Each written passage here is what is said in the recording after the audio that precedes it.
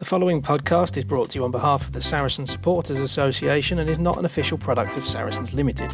Content provided voluntarily by our guests and contributors are of their own opinion, which may change over time and should not be taken as fact, particularly as the podcast hosts are regularly talking drivel anyway. If you've got some drivel of your own you'd like to share, you can find us on Twitter and Instagram at fezcast_SSA. You can search Facebook for the Fezcast, or you can email fezcast.ssa@outlook.com. You're listening to the Fezcast. Well, hello everybody, and welcome to episode 33. And brace yourselves, pun intended. It's me and Barry, Waldorf and Statler, as we've best known them. Probably, Barry, we're the two best people to take on yesterday's debacle, aren't we?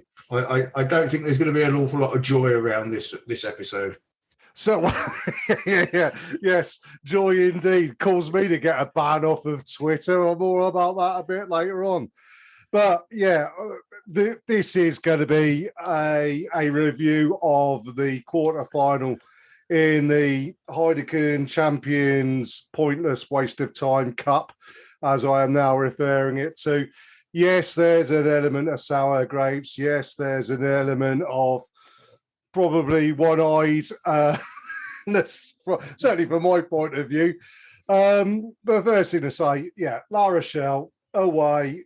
Congratulations to everybody who made it out to France. I mean, not that you know that they were there, because the vociferousness of the home crowd was remarkable. But yeah, we know there's a pocket of a few people out there, Loxy, Simo, Nige, and everything. And yeah, I mean, what can we say, Barry? La Rochelle were the better team on the day. That's the simple matter of it, isn't it? Yeah, absolutely. I mean, they played a better game than us. We didn't seem to get our tactics right, and we didn't seem to change it either. I mean, we can point at officiating decisions, and we can point at a bit of bad fortune, or misfortune, I should say, with Bill's injury. But yeah, we didn't do enough to win that game. We weren't a million miles away. You know, two held up tries or two held up over the line twice, and you know it could have been a different game, but we weren't quite on it yesterday or Sunday, and we paid the ultimate price. To be fair, I thought quarterfinals. I think I said at the beginning of the season, quarterfinals will be about our limit in Europe, and so it's turned out to be. Well, absolutely. I mean, yeah. You're right, Barry, and I think we do have to mention everything that went against Saracens. I think yesterday on Sunday, if it could go against Saracens, it did go against Saracens. Man of the match, the veteran Fijian winger, centre, open sides, chief bottle washer and bootman, Boccia. Well, I think I said it on the WhatsApp group. At me at 51, I think I would have stood a chance with the officiating. I mean, I'm not sure he entered a ruck from behind the back foot the whole day, and he got away with it, and we didn't. I think the biggest problem was everything that went La Rochelle's way. I mean, offsides were non-existent, side entries and off feet were ignored, and high hits were ignored by either Joy Neville or she wasn't given the information by the French TV directors, which we know what happens there. I mean, the Toulouse had a try that should have been chalked off the day before for a blatant forward pass, an American football pass, and the French TV directors didn't show it. I mean, there were any number of high hits I felt going in. Owen Farrell took one. I think Ben Earl took one. Alex Good took one. And, you know, everybody just ignored it. So when that sort of situation happens, it's very difficult to get onto the front foot. And yeah, I mean, I think the biggest problem was what Saracens needed to do to get that parity at the breakdown completely ripped apart what they wanted to do in the game. Now, if they were playing against Northampton Saints with that team out there, they would be able to commit that amount of players to the breakdown. Ivan Van Zyl would be in there, poof, balls away, and we're on the front foot. La Rochelle, all credit to them, know that's what Saracens were going to do and flooded the area, came off their feet. And we're going to mention some former friends in this. Will Skelton, Mum and Dad, Mr. and Mrs. D, the King and Queen, have been over today or Sunday for lunch, and my mum summed it up very nicely, Will Skelton, and she said Will was naughty. And I think he was very naughty. And indeed, when he got injured with the, and we'll perhaps discuss this a little bit, the yellow card for Wolfie, the reason he found himself in that position and Wolfie doing what he did was because he was in a totally illegal position off of his feet trying to get over the top of the ball. And quite frankly, if you're going to put yourself in that position, there's got to be a bit of credit given to the attacking player who's trying to do things correctly, only to find a player in the wrong position doing nefarious things. There's an element of you got a bit of what you deserved there.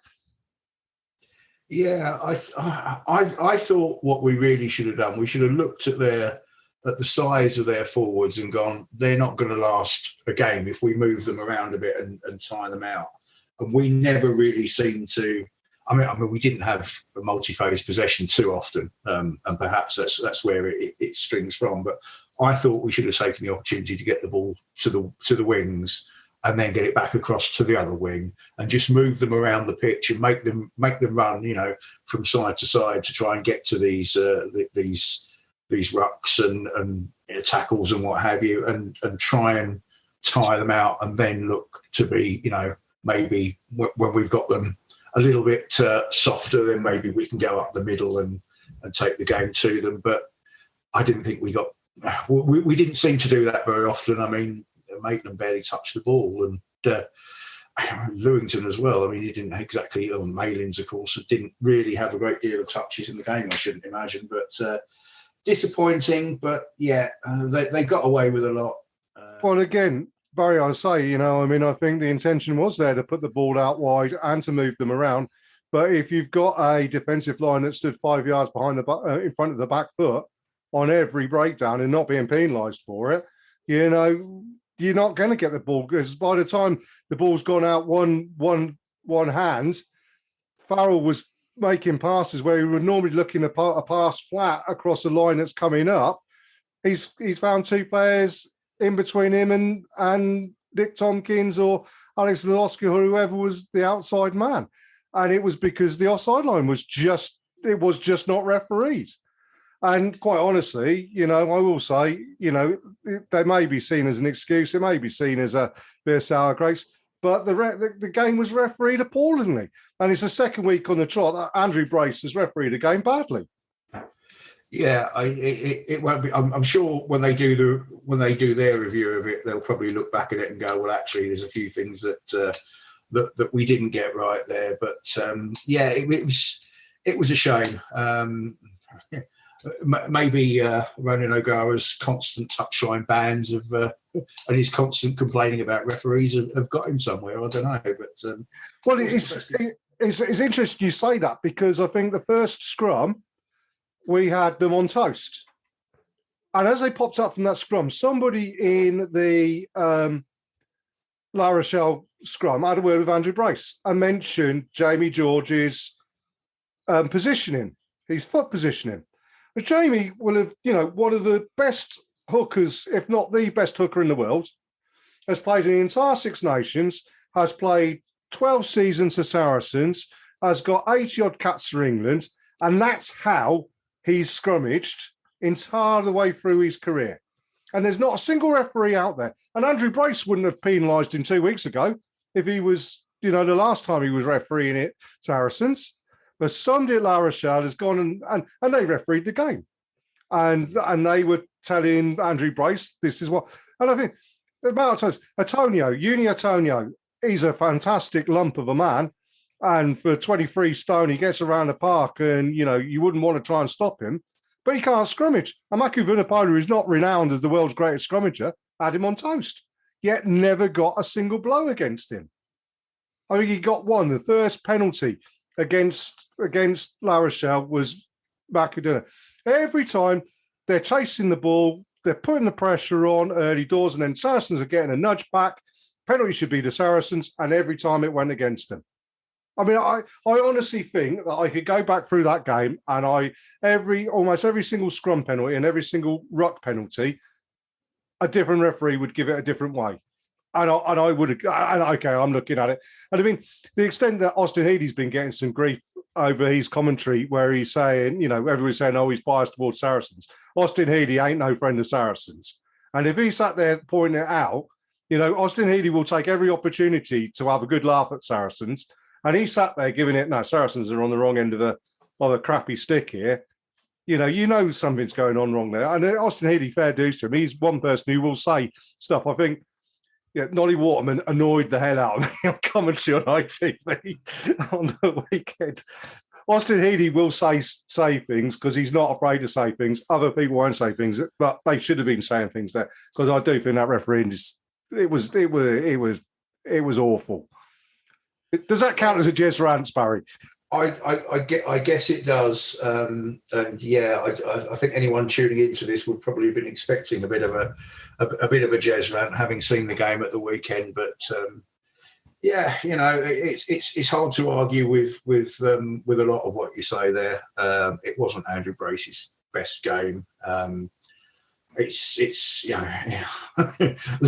doing all they can to give the title to Leinster. Let me put it that way. I mean, not only do they get to play all their games at home, but they seem to be able to pick the referees for the other games as well, wouldn't they? Well, yeah, I mean, we'll come on to that in a bit, actually. I mean, I want to go into a little bit more of detail about the competition itself.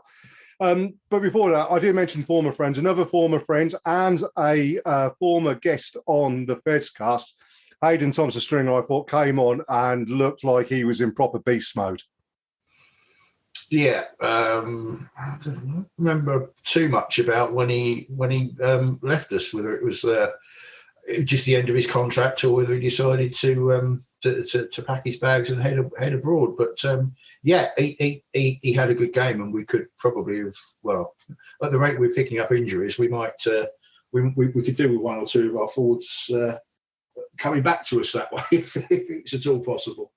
Well, absolutely, yeah. I mean, I do think he's gone onto that field with something to prove, because obviously I think, when we interviewed him, he was quite, he wasn't going to diss down the club or anything like that, and we wouldn't expect him to. And it was lovely to see that he's got a lot of time for the fans who did make out there from over here. But does he feel that perhaps he wasn't given the full enough chance at Saracens that perhaps he deserved? These things happen. And, he's gone out there and proven that he is a very, very good player. He's gone over, played in the second division, now been picked up by La Rochelle, and there's every chance that he's going to a Champions Cup final. Congratulations to that.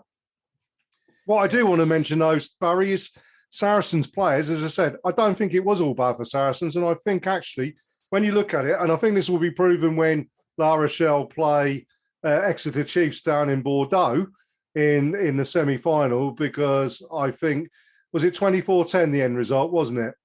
Yeah. Yeah, 24-10 actually in their place, with them playing that well, wasn't as bad a result as you would think it was. There was enough from us to suggest that, one, they didn't give up. They kept going to the very end, when it would have been very easy for Eds to drop. And secondly, despite the injuries that we picked up, the full squad did perform as best they possibly could in quite trying conditions. But also there were some really good performances. And the player that I really want to pick out, coming into the side, replacing Andy Christie on the blind side, was Nick Ezekwe, who I thought had an absolutely splendid game. Yeah, absolutely. I mean, I thought, to be fair, I thought our back row, albeit they were kind of outshone by the La Rochelle back row, I thought as individual performances, they had decent games, all of them, across there, and it was, it was just a shame that they were ultimately outshone by the brilliance of Bottier. Interesting thing actually with Bottier, and this came to me today thinking about it. Now he's capable of playing centre, he's capable of playing wing, he's capable of playing flanker. I wonder if there might be some learning and some possible positional changes there for Ben Earl, because I think certainly, perhaps not on the wing, but he could certainly play centre, Ben, and I think he would give us a bit more heft in midfield, because that seems to be something we missed a little bit yesterday. Well, it's interesting to say that. I mean, I think that another player that I wanted to pick out was Nick Tompkins at inside centre. because I think Nick was up against Jonathan Dante for the second time in as many weeks as well, because he played against France for Wales. And Jonathan Dante is a big, imposing unit. Nick Tompkins isn't a big guy. He's a guy who plays a lot above his weight and his size. And he did again. Dante didn't make a great deal of go forward. Nick Tompkins stopped him. And likewise, though Nick might not have made the go forward he would against, in the Premiership, he kept Jonathan Dante honest, I felt. Again, I thought Alex Zozowski did a pretty good job in defence as well. There were times when you were seriously worried that perhaps La Rochelle might go up another gear and rip through defences, but they didn't, because our defence, stuck to their, it was just 2 or 3 tries where, La Rochelle had to really work hard to get those tries and to create those spaces and those gaps. Maki Vunipola was another one who had a fine game again. He's working the loose is superb, but his scrummaging was great. I don't see it as being a bad performance. And I'll go back to the Premiership. Saracens played like that against any other team in the Premiership, and they win by the same amount that La Rochelle beat us. Yeah, does that say something more about the Premiership and the top 14 and the URC and the relative strength of the 3 competitions than it does perhaps about the game itself at the weekend? I don't know. I mean, I said at the beginning of the season we would English teams would struggle to make an impression in the European competition, European and South African competitions, and that's proved to be the case. I mean, only Exeter left, and they now face La Rochelle in the semi-finals. And I'm going to go against the grain here and say I wish them luck. Well, I don't actually, to be perfect honest, because I think it's not so much nothing to do with not liking Rob Baxter, but I don't like Rob Baxter. It's nothing to do with not liking Exeter Chiefs. No, I don't particularly like Exeter Chiefs. I just don't think that they deserve to be there, and it's through luck that they really are. I mean, Montpellier had Zach Mercer sent off. If they kept Zach Mercer on the field, they'd have beaten Chiefs. There's no two ways about that. And very nearly did beat them. And then they play a Stormers team who's taken about 3 days to get here from South Africa on economy flights. I don't know if you've seen the I think it's a TikTok or an Instagram video of them sat on this aircraft, the 2 second rows with their knees up around their ears. And quite frankly, Stormers just weren't, it was set against them, and Chiefs had got through. And I think when they come up against a really good side, Chiefs will be exposed for the poor side that they are at the moment. And I think it's only Jack Noel at the moment who's really, really impressing for Chiefs. I mean, the other ones have just got through games by the skin of their teeth. And we'll see it this weekend when they play Leicester in the Premiership. I think I'd fully expect Leicester, after their mauling against Leinster, to really show the gulf where Chiefs are at the moment. Yeah, I think I can only guess that Exeter will probably concentrate now on Europe, because they're pretty much out of contention for the Premiership. So they'll concentrate on that, and perhaps you do need a little bit of luck, even in knockout rugby. A little bit of luck can go a long way. It probably doesn't take you that far in a league setup, but they've had a bit of luck. And as I say, personally speaking, I wish them luck. I don't think they've got. I don't think they'll start as favourites out in. Is it in Bordeaux, the game? If I remember. I think it's Bordeaux, isn't it? Somewhere like that. It's over in France somewhere. If we'd got through, it would have been in Bristol, wouldn't it? And yeah. But yeah, I mean, bizarrely, if we got through and played the Stormers, we'd have been playing at the Stoop, I think. Yeah, just absolutely crazy. I mean, the competition itself, I think, has become a pointless waste of time on so many different levels. And I've written down here, you might as well make the competition a final at the Aviva with Leinster playing whoever wins the top 14, and just get rid of all the rest of the games, because there's no point, because it's going to be the team that can spend the most money in France playing against Leinster. I mean, Leinster are going to play 4 knockout matches at the Aviva with 50,000 Leinster fans sat there each week. You might as well put their name on the trophy now. And as for, English, this has been coming for a long time. In all the years that Saracens were winning the trophy, if it wasn't for Saracens, and we all know the background behind it and everything, and the irony of us saying this now, but without Saracens in that competition, English rugby would be seen as a joke, which is what it's beginning to be seen as now. Because we can't compete with the French teams or the Irish regions. I mean, they're not even teams, they're regions. They're not clubs. It's not a club competition. This is a region. There should be court constitution out there if they want it to be properly. Not Leinster and Munster and Ulster and Connaught, should be the clubs. Why don't we put out a London team and have the best of Quins, Saracens, Irish and Ealing Trailfinders playing? That's how it is. The South West team with Chiefs, make it regions if you want to make it regions. It should be a club competition. And at the end of the day, whilst we've got one hand tied behind our back because we've got to have a salary cap because this owner can't afford what that owner can, is, this pointless waste of time being in the competition.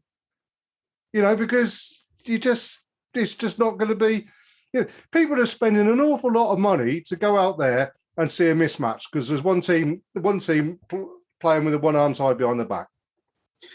Yeah, I mean, they seem to have done everything they possibly can to hand Ireland. Leinster, of course. Their fifth star this season, but it is what it is. The competition's definitely been devalued by the fact that it's not as competitive as it was. The first stage format with the groups of 12 doesn't seem to make any sense to me, because where it used to be quite hard to qualify for the knockout, it seems to be pretty simple. I mean, I think someone did the maths. You can actually qualify from the main Pool A and Pool B without winning a game under certain circumstances, which is just bizarre. Adding to that the fact that you've got the South African teams, and I think this is going to be hard to say, the Cell C Sharks, who sell sea shells, also had a nightmare journey on their away game at the weekend, 16 hours or something, and about three different flights to get there. It does seem to devalue it a bit to me, and it's a shame because it was a great competition back in the days when it was just the Heineken Cup, and it's a little bit tarnished now in my view. Oh, absolutely. And I saw Karen Wright, who's a Saracen supporter, on Twitter, had said, words to the effect of, well, at least we can forget about this ridiculous competition. She didn't quite put it that way. I don't know where she got a Twitter ban or what, like I did. But I mean, yeah, it's crazy. Rugby's as a game in this country is being mismanaged. It's just not being looked after, and quite frankly, who knows? But look, Barry, I think we whinged on enough about that. Let's have a word from one of our sponsors, and then shall we have a look forward to what's coming up in the next couple of weeks?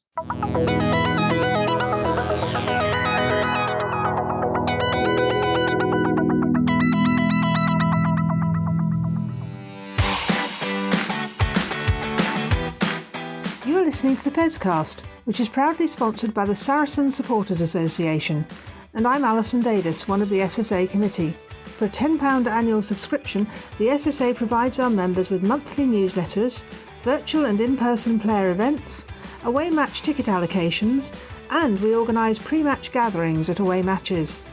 We sponsor men's and women's players, and we support the Saracens Foundation Track Club on behalf of our members. On top of all that, every year we have a seasonal SSA badge, which is exclusive to members. Where else can you get that much value for a tenner? Join now at membermojo.co.uk/SSA, or come and see us on match day in the Oasis at the Stonex. This is the Fezcast.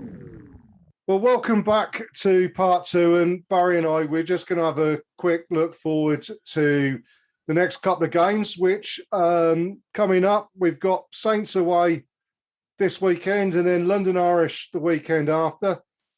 Look, at the end of the day, Barry, I'm coming to the London Irish game. Hey, we've provided everything. Shaz is waiting for a hip replacement, so that could all go a bit wrong. And I'm back in the middle of marathon training, so I'm going to have to work out my 20-mile run for the 2 weekends' time on the Saturday, not the Sunday. But these two games, let's be honest about it. If Jamie George hasn't come into training this morning, and Owen Farrell hasn't come into training this morning, Makavinapola and a few others, and been told bugger off to Dubai or Barbados or wherever and get some sun in your back for a week and just walk away from rugby, I don't know what it is. I mean, we've got the home semi-final sorted. Let's give these boys some time off. Let them sit on the beach for a little while and come back refreshed in a couple of weeks' time. Yeah, I'm sure for both our remaining Premiership games, we'll see the very least a mixed side of some players who haven't had much game time recently, and perhaps one or two names that we're not overly familiar with. But it is actually an interesting challenge because we've got just over a month until our next serious game, if you like, in the semi-final. So they've got to work a difficult balancing act over these two games and the fallow weeks as well, in trying to make sure that people don't get rusty and do get enough meaningful rugby in them to kind of not have an issue coming back in a month's time. But yeah, it will be a different side. I'm actually going to both games, so I'm finally getting to another away match that isn't London Irish. So we're off to Northampton on Saturday, and we'll see. But I'll be surprised if it's anything like the side that was out of the weekend. Well, yeah, absolutely. I mean, I just look at players like Jamie George. He's obviously got a bit of a tweak on his knee that he's getting through games, but not potentially at the highest level. Ben Earl has played lots and lots of rugby. Likewise, Nick Tompkins. Likewise, Ivan Van Zyl. I just think, they're going to be retaining a level of commitment and a level of intensity because that's what they are. But I think they'll benefit, in the same way. This is an interesting. I will bring this back. I will mention my marathon running. I don't know if I've mentioned this already on the Fezcast, but yeah, I'm running the Rob Burrows Leeds Marathon on the 14th of May, so the day after the semi-final. So I'm not going to be able to make the semi-final, but I'm now building up to doing a 20-mile run in 2 weeks' time, which is 2 weeks before that marathon. And then I taper. I bring the miles right back down. I eat a lot of carbohydrates, which is great as well. But, part of it is rest. And I think rest for these players is so much more important at the moment than intensity of rugby. We know they can reach the intensity. They've been playing at intensity all season for Saracens and for their international side. So I just think, one, let's expose some players just in case we do need them to a higher standard or a higher intensity. And two, let's just make sure these lads are refreshed and ready to go and fit and well. Yeah, as we said, there'll be some interesting team selections for the next two games. But in typical Saracens form, we will be going out there to try and get something from those games, and we will be going out there to try and pick up some points and keep the momentum in the Premiership going all the way through to the semi-final. But yeah, definitely a time for some players to take a back seat. And as you say, I would imagine that Owen and Jamie have hopefully got their feet up as we speak. Well, indeed. And I mean, or even if there's players like, I think obviously Ali Davis putting up with a hamstring injury, you don't know how serious that is. Might be a case of starting Ruben Haas and having Ivan Van Zyl on the bench, maybe. I don't know.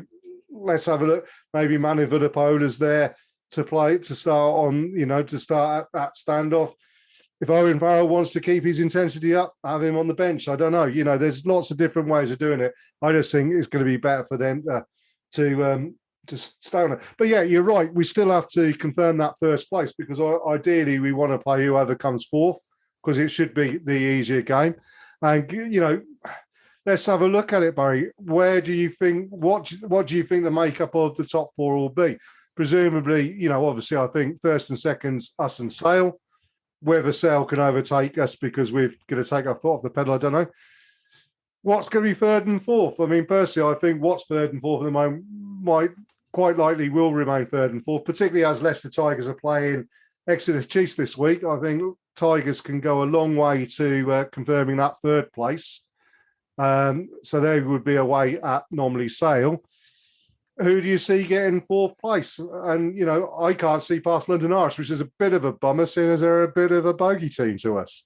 Well, they are. We've not beaten them since our return back to the Premiership, have we? We've lost 2 away and drawn 1 at home from a winning position. We managed to salvage a draw from the jaws of victory. I wouldn't rule Northampton Saints out, particularly if we do go with a slightly mixed side this week. There's an opportunity for them to pick up some points, and although they've only got a couple of games left, haven't they? And I think they've all got 2 left. Exeter Chiefs have got 3 left, but they're 5 points further back in 6th.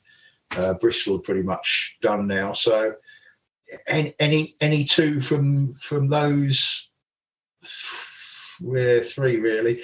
I wouldn't rule out Saints. I can see Saints doing it, particularly if Tigers do slip up at the weekend. And you never know what might happen. Saints will keep going all the way to the end, and they might surprise a few people and just sneak in there again. And to be honest with you, neither London Irish or Northampton Saints at home are going to be walkovers in the semi-final. You don't expect to walk over in a semi-final, clearly, but there's some tough games ahead for us left this season. Oh, absolutely, there are. Looking forward to them. Before we go, just a quick review of the Women's Six Nations. Tournament's been great so far. They've had their fallow week this week.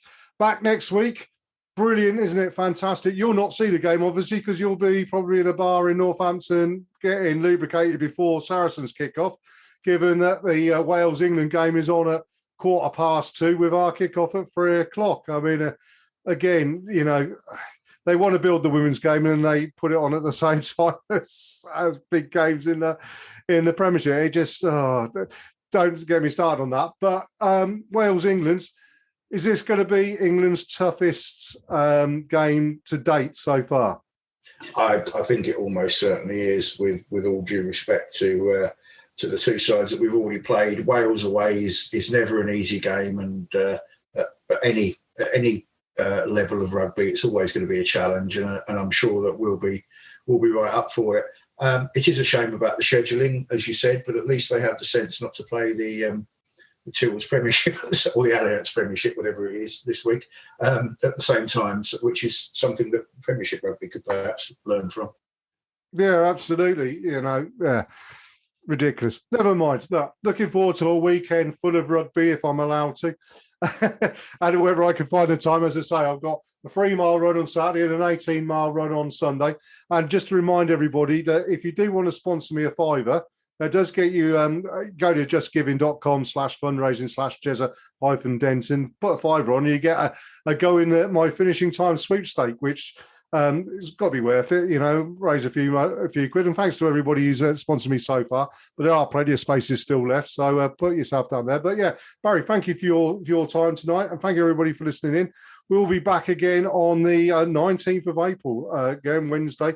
Potentially we may have some interviews or anything and stuff to do.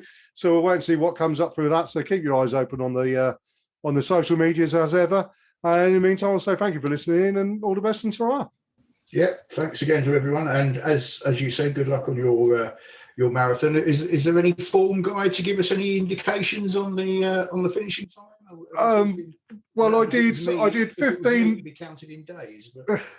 I did 15 miles on Sunday with a lot of hills in it because there's a bloody great hill in the Leeds Marathon at Otley Moor. I did that in 3 hours. So throw on another 11 miles, do the maths.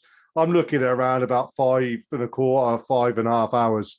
All depends how well I go. But I did London in 5:24. So, you know. if that Otley Moor's anything like the area I think it is, that's not a hill.